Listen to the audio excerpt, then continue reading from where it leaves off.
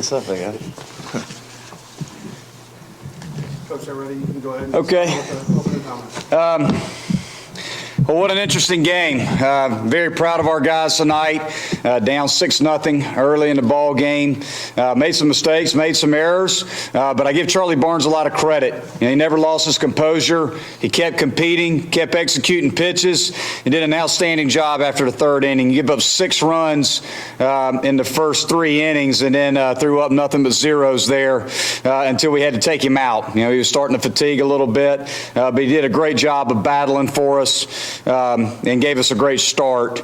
Offensively, the name of the game for us tonight, we did a really good job of staying in the strike zone, not coming out of the strike zone even when we were down by 6. We knew that we were going to have to put together some quality at-bats, and we did just that in the third, and we broke it open. With a pair of homers there in the third inning, the grand slam by this guy, definitely helped. And I think we hit 7 home runs tonight. Just overall, we did a really good job of staying with our game plan, of staying in the strike zone, not chasing out of the zone too much, taking the free pass and capitalizing on it when they did walk us. And Charlie Barnes did a fantastic job of giving us a chance after a tough start. But again, it just shows our toughness. It shows that this club, down by 6 early in the game, they're very confident. They believe that they're going to find a way to get back in the ball game, and they did just that. So very proud of them, and know we've got a tough road ahead of us. We've got a really good Oklahoma State ball club that we got to face tomorrow. We need to play a cleaner game of baseball, that's for sure. But overall, we'll take a win in game 1 any day. Coach, how close were you to pulling Charlie in the top of the third, and how important was that bottom half in letting you do what you wanted to do with the bullpen? I never thought about pulling him at all. Didn't even consider it because he was doing his job. I mean, he was executing pitches. He didn't put himself in trouble because of what he was doing. I mean, he got a leadoff out that turned into an error. Then they tried to bunt, and we dropped the ball. It just happened. We made back-to-back errors right there, and and then they flared some balls. They had some balls fall their way. But I thought Charlie was doing his job. We just had to do a better job behind him and not put him in that position. But you got to give Western credit. They put together a big inning, and capitalized on our mistakes. But we did a really good job of bouncing back in the bottom of that inning and obviously, stringing quality at bat after quality at bat together and breaking it open and then I think we had 5 big innings in this ball game, so we swung the bats well and took advantage of the free pass. Coach, when the team come off the field down 6-0, you met them out there. What did you say to them? Just relax. Just do what we do. I mean, that's the big thing is don't get frustrated. Don't let it get away from you. Just relax. Stay the course like you've done all year. We've been here before. We've done it before. Stay relaxed. Put together good at bats. We knew that we were going to find a way to put together some quality at bats against their pitching. We knew we would do it because we've done it time and time again. So our guys were very confident and really just wanted them to take a deep breath and relax. And they did a great job. Obviously responded very, very well in the bottom half of the inning. Chris, did you have any idea that you guys were going to vomit the way you did tonight? I mean, just 7 home runs. I mean, I wouldn't put it past us. We have a great offense, we have a great offensive approach, and when we stick to it, it's pretty special. So, we had a good night. We got to move on to tomorrow, enjoy it while we can here, and got a good Oklahoma State team tomorrow, and we're ready to play them. Like for you and the team, was this just an extension of what happened last week at the ACC tournament with all these home runs? I mean, yeah, I think from last weekend, us swinging the bats kind of led into this weekend, but we were down 6 and, we found a way to come back, and we've been doing that all year, so it was a great team effort. We're in that at bat for the grand slam. I think you got to have the count 2-0. Were you sitting fastball? Is that what you ended up hitting? Just kind of take us through that. He was struggling to find fastball command early in that bat. Obviously getting to a 2-0 count, you can kind of take a little breath and say, I got some space and room to work with.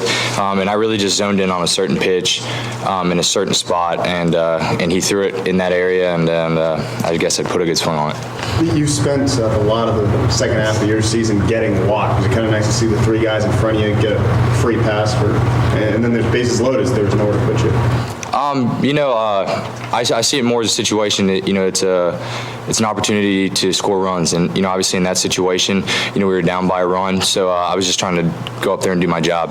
And, if my job, any other time is getting on base for those guys to bump me in like this guy and this guy, then I'm cool with that. But, it was cool to be able to put that good swing on the ball and, get us up. What were you thinking when you were watching their new pitcher warm up? Like, how do you approach that when they bring in a new guy? I think obviously coach goes over the report on what the guy has, and you just kind of have to zone in on where your load will start. Because they all have different mechanisms. When it comes to picking up their leg or timing wise, and just figuring out what that is, and then just relaxing and just going up there and not really thinking about it, and just going up there and try to keep a clear mind and have some fun. Monty, you've said it all season that there's two things you can't defend, the walk and the homer. How nice was it that those two things paid off in a big way tonight? Well, it's what we do, and it's worked for us, all year long in terms of putting together big innings. It's very difficult to put together a big inning in baseball where you score 3 runs or more if it doesn't involve errors or a hit by pitch or a walk, stolen base, free 90. So, we took advantage of that tonight.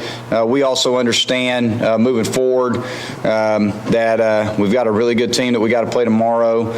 We got to do a really good job of staying disciplined within our approaches and try to find a way to score runs tomorrow. But good Lord, we've been swinging the bats really, really well, and I'm proud of our guys for sticking with the process of doing a really good job of staying within their approaches and not trying to do too much. We had very few guys come out of the strike zone today with their swings, and that's just a testament to these guys buying in and doing a really good job of putting themselves in good counts to hit. Monty, for you and any other player, whenever you guys start scoring runs there in the third inning and that whole stadium erupts in a sellout crowd, what does that do for you?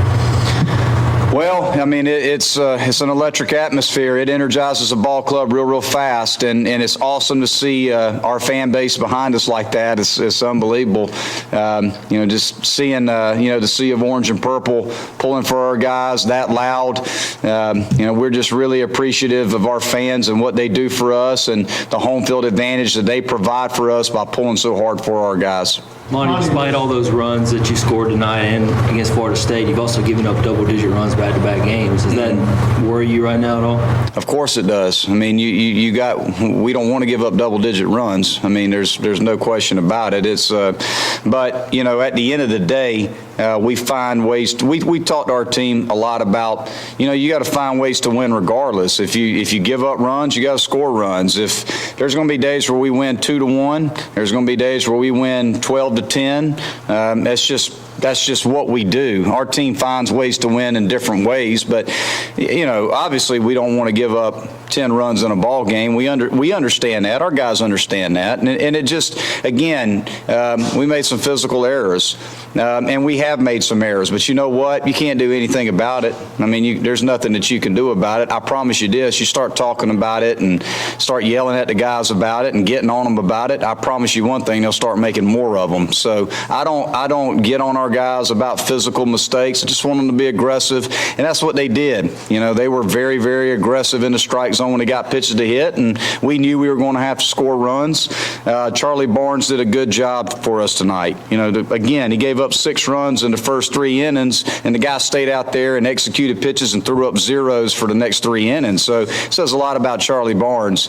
And Clay Schmidt's going to throw strikes. He's going to go out there and give us a chance. He's going to pound the strike zone. Oklahoma State's a really good club. They got a really good pitching staff, and we got to put together a really good game tomorrow. But, does it concern you when you give up a good bit of runs? Of course it does. But at the end of the day, my ball club found a way to win, and I'm proud of their efforts. Monty, the way you managed that third inning when you guys were putting the comeback, is that maybe the byproduct of the postseason, going with those 2 pinch hitters for the righty-lefty when you did, and maybe in a regular season game you might not do that? Does that speak to not wanting to get behind the 8 ball and maybe get the lead there? I don't really manage any different because it's the postseason versus the regular season. I just look at it as an opportunity to try to match up. I felt like left-handed hitters was the best matchup versus their righty, and it worked out for us. So it was really, to me, just more about the matchup, and I wanted to get Triller in the game because I felt like, and Triller's been swinging the bat really, really well for us, and for us to come back, we needed to stack some lefties in there against that righty to put together some good at-bats. Coach, speaking of Triller, as high as he's been, do you keep him in the lineup tomorrow regardless of lefty-righty, or have you made that decision? I haven't made that decision. I mean, I got to see who they're throwing first. But, you know, we try to stick to what has worked for our team. We're 43-18 for a reason. And if you look at our offense and what we've done, you know, sometimes you say, well, you know, why don't you stick with this guy in a DH spot, or why don't you, make this guy a starter? And, I mean, at the end of the day, we do what we do, and we find a way to win with the guys that we have. KJ Bryant's hitting 300 versus left-handed pitchers. So, you know, it's foolish to take a guy that hits 300 and is the second, probably, one of the top 2 fastest kids on our team, and take him out of the lineup versus left-handed pitching. He does a really good job versus left-handed pitching. We're also 13-1 when KJ starts. So he does a really good job for us. So, yeah, it's worked for us. This is a team, and we're going to find a way to put the pieces together to help us win each and every ball game. And, Triller has done an unbelievable job for us. Obviously, with him swinging the bat well against a lefty, it makes me feel a little more comfortable leaving him in there and not trying to bring a right-hander in if he's in the game. But at the end of the day, the decision to play KJ is really based on the matchup and the fact that he's done a good job for us all year when he's gotten his opportunities. Chris, how good does it feel to win an NCAA game now in your 3rd year? It feels good. It does feel good. Hopefully we can keep it rolling. And like Coach said, we have a tough game tomorrow, and we need to be focused and ready to roll. Any more questions? Yeah, Coach, we're doing a story about your bat boy, Zach. Can you just tell us how important he is to your guys' team? Well, when you say the word Zach, you see what their faces do. Zach brings joy to the dugout. I think that's the big thing that he does. He gets our guys fired up and excited. He keeps them loose. But our guys love having Zach in the dugout. I found out that he's got to work tomorrow. I might call his boss and see if I can, get him out of it, so he can come back. But he's really, really special to our team. When I'm sitting in the locker room, I know when Zach comes in the facility because everybody starts yelling and screaming. That's just how much they enjoy having Zach Buchanan on the field with us. He just keeps everybody loose. He's got a great personality, great sense of humor, and we love having him here. Anybody else like to say anything about him? He's our MVP. Hey, Coach, one more question about Oklahoma State. Do you know anything about Oklahoma State yet? You guys obviously haven't played them this year, but are you familiar with that program? Familiar with what Coach Holliday does or anything like that going into tomorrow's game? Well, they're very well coached. It's a very good defensive ball club. Their shortstop is a high-round draft pick talent. Their second baseman's a really good player. They've got some power. They've got some speed.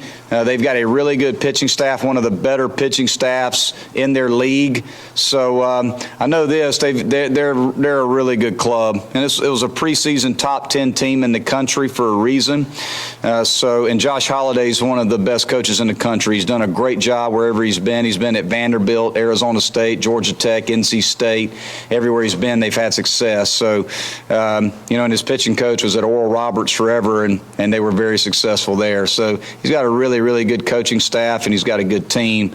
So it's going to be an unbelievable tough test for us, and we need to be hitting on all cylinders. We need to get a great start out of Clay. We got to play good defensively, and we got to keep putting together good at bats against a good arm tomorrow. It's going to be a dogfight for us to win that game tomorrow.